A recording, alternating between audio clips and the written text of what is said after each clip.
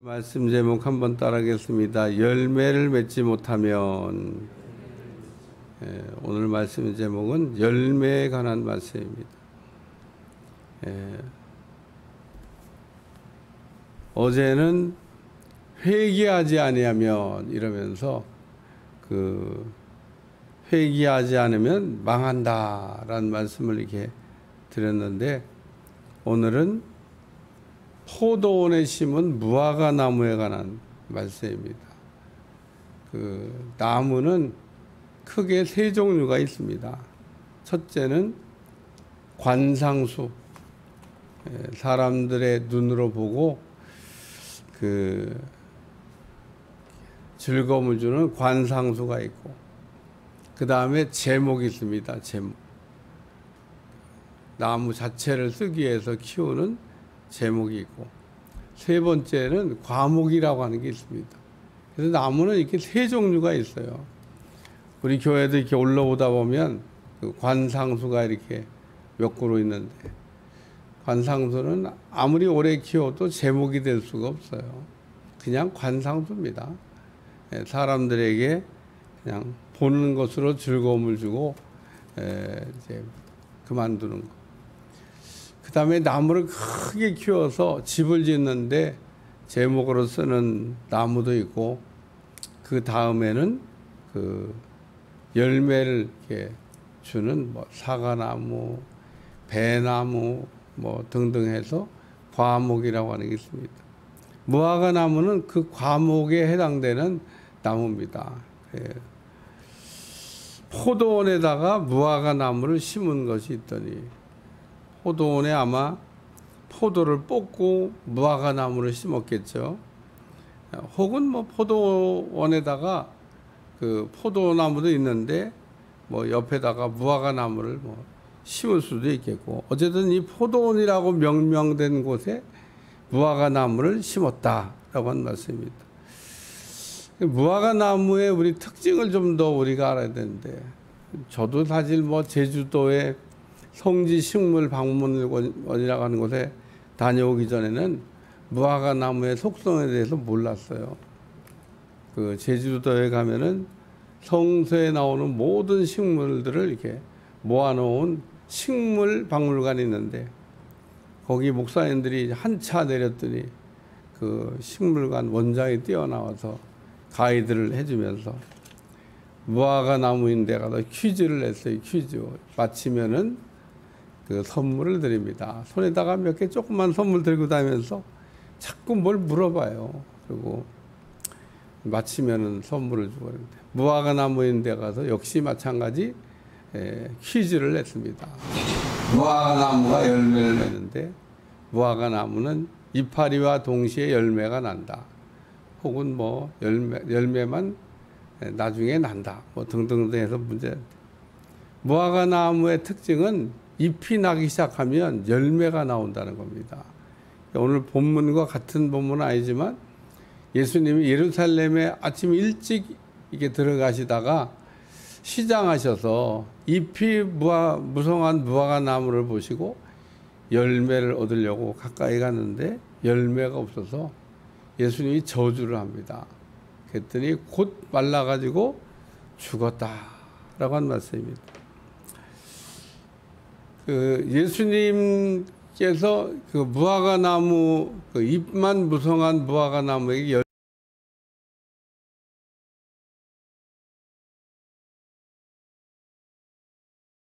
열매가 있어야 된다는 겁니다.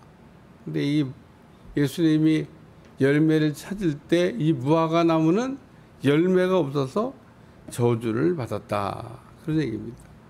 오늘 본문에서 우리에게 들려주는 말씀이 한 세 가지가 있는데, 첫째는 열매를 맺고란 말씀입니다. 오늘 무화과 나무는 열매를 맺어야 돼요. 왜 열매를 맺어야 되냐? 과목이니까. 제목도 아니고 관상수도 아니니까. 자기 사명이 열매를 맺는 데 있으니까 열매를 맺어야 된다, 그런 얘기입니다.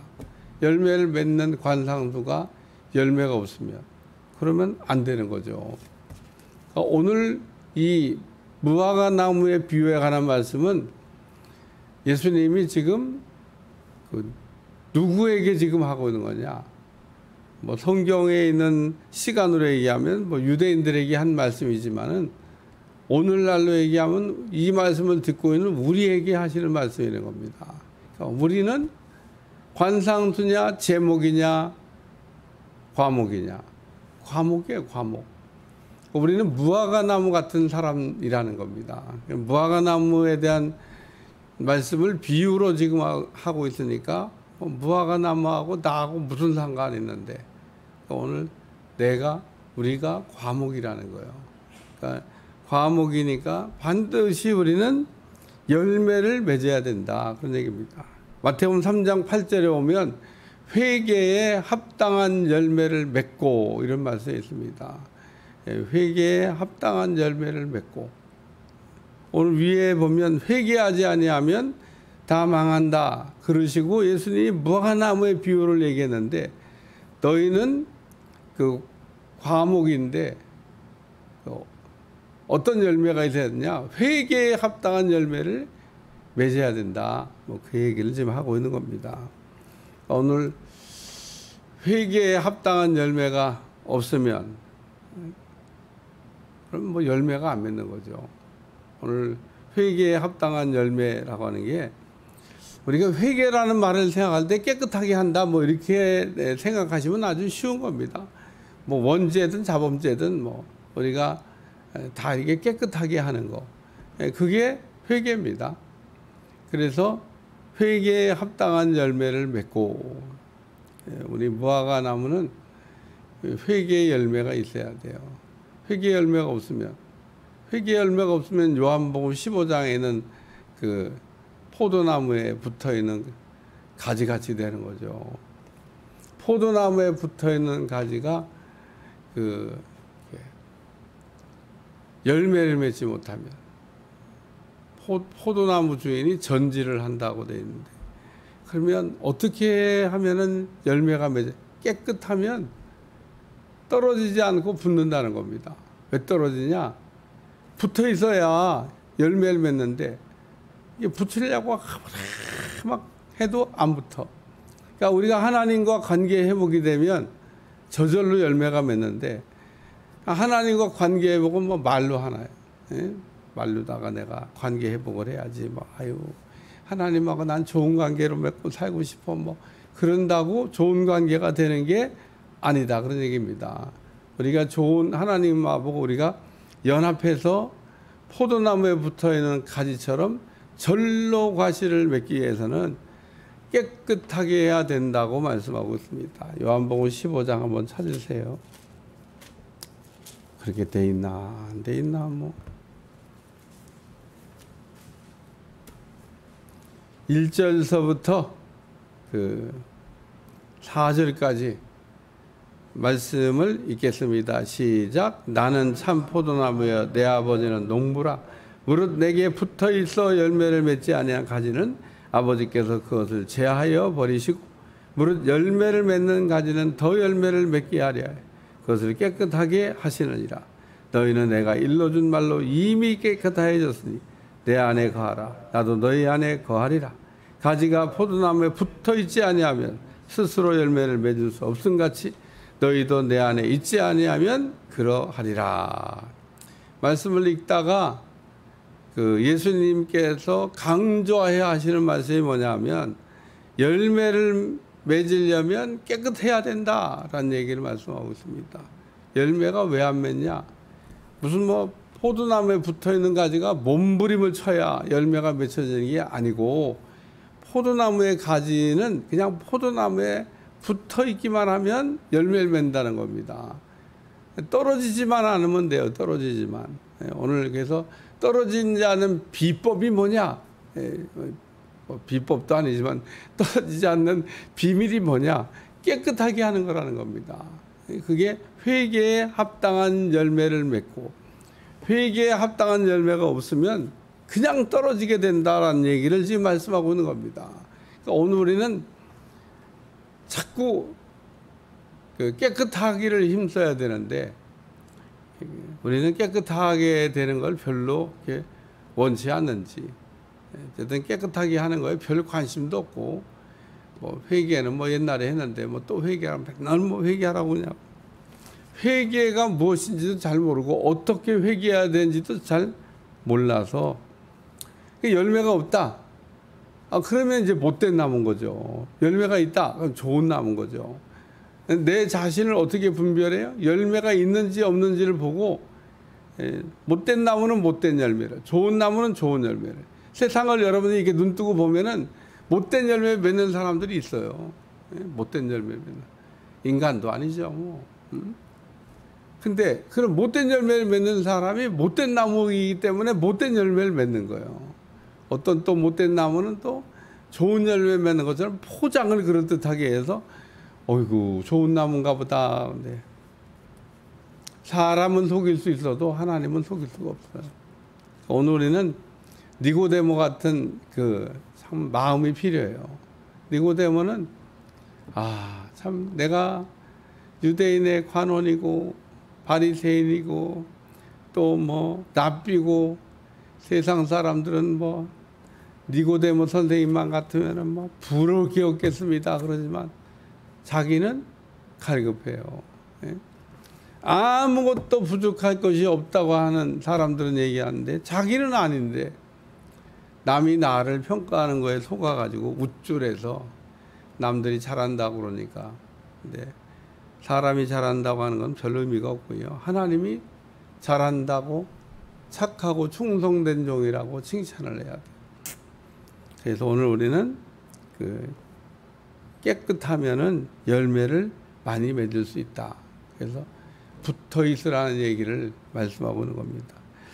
와서 그 열매를 구하였으나 얻지 못한지라. 그래서 하나님이 우리를 이렇게 택하셨는데 우리를 택하신 이유가 뭐냐? 성경은 말하기를 열매를 맺으라고 우리를 택하시고 부르시고 보내셨다는 겁니다. 하나님이 우리를 택하신 이유가 열매를 맺으라고, 열매가 있어야 된다고 이야기하는데, 세 번째 말씀은 열매를 찾았다라는 말씀이죠. 과목을 심어놓고 열매를 찾지 않는 주인은 없습니다. 그러니까 과목을 심어놨으면 때가 되면 반드시 주인은 열매를 찾도록 되어져 있습니다. 어떤 그 주인이 밭을 이렇게 종들에게 맡겨놓고 먼 타국에 갔다가 열매를 얻어야 되겠다. 그래서 종들을 보냈더니 열매를 내놓을 생각은 안 하고 종들을 때리고 그냥 죽여버렸습니다. 아들을 보냈습니다. 아들도 때려갖고 죽였습니다. 그러니까 주인이 화가 났어요. 그래갖고 군사를 보내가지고 다 진멸해버리고, 하나님이 우리한테 하실 일을 미리 얘기하신 것 같잖아요. 오늘 우리를 택하신 이유는 열매를 맺으시고 열매를 찾으실 건데, 오늘 성경에는 성령의 열매, 빛의 열매 이러면서 열매에 관한 이야기를 말씀하고 있습니다. 오늘 우리가 성령의 열매도 가득 가지고 있어야 되고, 성령의 열매가 36개가 있어요. 성령의 열매가 9개만 있는 게 아니라 우리가 종합적으로 이렇게 정리해 보면 36개나 있어요. 지성의 12개, 감성의 12개, 심성의 12개, 그래서 총 36개가 있어요. 근데 이 36개의 열매 중에 뭐 성령의 9가지 열매만 우리가 생각해도 아이고 난 뭐 없는 게 천지네. 빛의 열매, 오늘 우리가 예수 믿는 사람들이 세상 사람들한테 착한 열매를 맺어야 된다, 그런 얘기입니다. 그래서 빛의 열매를, 너희는 세상의 빛이라 하면서 세상에 우리가 해야 될 일은 빛을 드러내는 일. 그래서 빛의 사명을 잘 감당하는 여러분들이 되시기를 위해 축원합니다. 포도원지기에게 열매를, 포도원에 심은 열매를 찾았는데 못 얻으니까 그거 찍어버리자 그랬더니 금년만 그대로 두시면 열매를 맺게 해보겠습니다. 꼭 우리에게 하시는 말씀인 것 같아요.